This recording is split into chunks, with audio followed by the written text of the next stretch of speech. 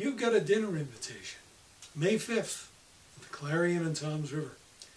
A very congenial group of folks commemorating a very somber event. 80 years since the event that deeply impacted world aviation, world politics, and life in Ocean County. The destruction in flames of the airship Hindenburg, Lakehurst Naval Air Station. With us today is Carl Jablonksy. He's the president of the Navy Lakehurst Historical Society, who has not only chronicled the events of that day and the repercussions, but together with his group has organized the artifacts that remain into a stunning museum at the base. There will be on May 6th, at the base, at the site where it happened, the annual commemoration of that event. Carl is here to tell us a little bit about the history and about what you can expect.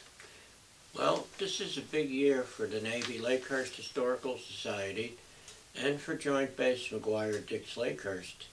We are celebrating the 80th anniversary of the crash of the German airship Hindenburg, which took place on May 6, 1937, at Lakehurst at 7:25 p.m. To commemorate this event and honor those who made the supreme sacrifice, we are having a dinner on the evening of May 5th at the Clarion Hotel on Route 37 in Toms River. It starts at 6 p.m. with a cash bar, 7 o'clock dinner. It is open to the public. It's $50 per person. We will have special guests at this event. Dr. Horst Schirmer will be attending. Dr. Schirmer actually flew on the Hindenburg at the age of 5. His father designed the aeronautics for the ship Hindenburg, and he had 2 rides on test flights in Germany in the year 1935-36. Also attending will be Anne Springs Close, who is a passenger on the Hindenburg in 1936. At the age of 10, when boarding to return to America from Germany, she was given the honor of being the 1,000th passenger. The Hindenburg people, the Zeppelin Company, presented her with a platter denoting this auspicious occasion. She still has the platter, and she will be bringing that to us at the dinner. At the time, as I mentioned, she was 10, she's now 94. We'll also have a display of Hindenburg artifacts which survived the fire that are in our collection at the museum. And we'll also have guest speakers from the Joint Base McGuire-Dix Lakehurst, Colonel Dayton and Captain Bergen, Commander and Deputy Commander of Joint Base McGuire-Dix Lakehurst. On Saturday, May 6th, we will observe the actual event at the same site where it took place 80 years ago, on Joint Base Lakehurst. At this time, we do not know if the event will be open to the public or not. But if it is, we'll certainly get the word out. We have asked for permission to do so, but we have not received word yet. At 6:45, we'll begin our service, not only honoring those who lost their lives on the Hindenburg, both passenger and crew, but all of the lighter-than-air or airship losses incurred by the Navy, the Army, and other such entities. We also have a joint service that night as well by honoring all of our fallen troops who made the supreme sacrifice in Afghanistan and Iraq during the past years. Wreaths will be presented by members of each branch of the service to honor their loss. There will be guest speakers at this event as well. Once again, Dr. Schirmer will speak, Colonel Dayton, Captain Bergen, and several other guest speakers will be featured that night. Carl, there were other airship disasters, in fact, within the same time frame. The Akron Yes. stands out as a particularly Kojin one. But the two differences, the Akron was a military airship. Yes.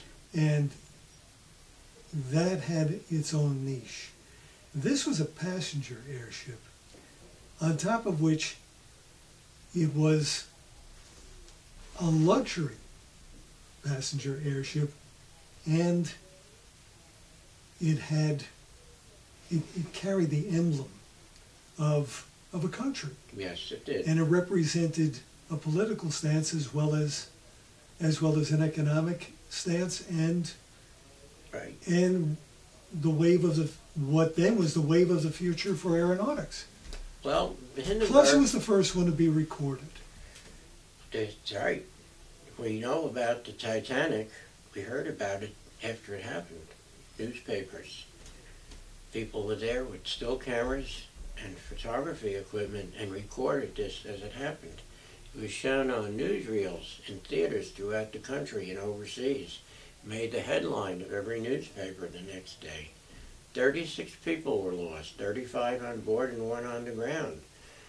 But a few years before, in 1933 April, the Navy suffered a great loss. The United States airship Akron berthed at Lakehurst, got caught up in a storm, and wound up breaking up, going into the sea.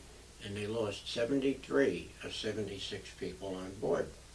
What made it worse and compounded the issue, they sent out a rescue airship from Lakehurst, and en route it suffered engine trouble and crashed on the beach in Beach Haven, and 2 more people were lost, sailors. So the Navy actually lost 75 people that day, including Admiral Moffett, who was on the Akron, who is considered to be the father of naval airship aviation. Hindenburg, as I mentioned, lost 36 people, 22 crew person, 13 passenger, and 1 civilian line handler. There were actually 97 people on board that day. The Hindenburg was known as the Concorde of its time. It flew to America from Frankfurt in 2.5 days. Steamship took about 6 days. The return trip, due to tailwind, took a little over 2 days. A round-trip ticket cost $740, a lot of money back then. Imagine what that would cost today if we had it. The Hindenburg was 804 feet long, 15 stories high, carried a weight of 52 tons. The downfall, the fact that it had 16 cells of gas, which contained over 7 million cubic feet of hydrogen. Because it came to America from Frankfurt and landed at Lakehurst, to this day, Lakehurst still has the title as the first international airport. Carl, it's 80 years since the event. We're in the 21st century. There are generations who only know of this through some limited film footage and some audio. How do you keep the memory alive? How do you keep that as a cautionary tale for people who really don't connect to it on the visceral level that you do? Well, as we mentioned earlier, it was filmed as it happened. And 5 years ago, we celebrated the 75th anniversary. Now we're doing the 80th, 5 years later. The interest in the 80th anniversary is greater than there was for the 75th anniversary. We are reaching a new generation of interested people, all ages, from all over the United States and as well as overseas. People today with iPads, iPods, computers, cell phones, you name it, it's there. They're getting into it. Gee, this sounds interesting. Hindenburg, wow.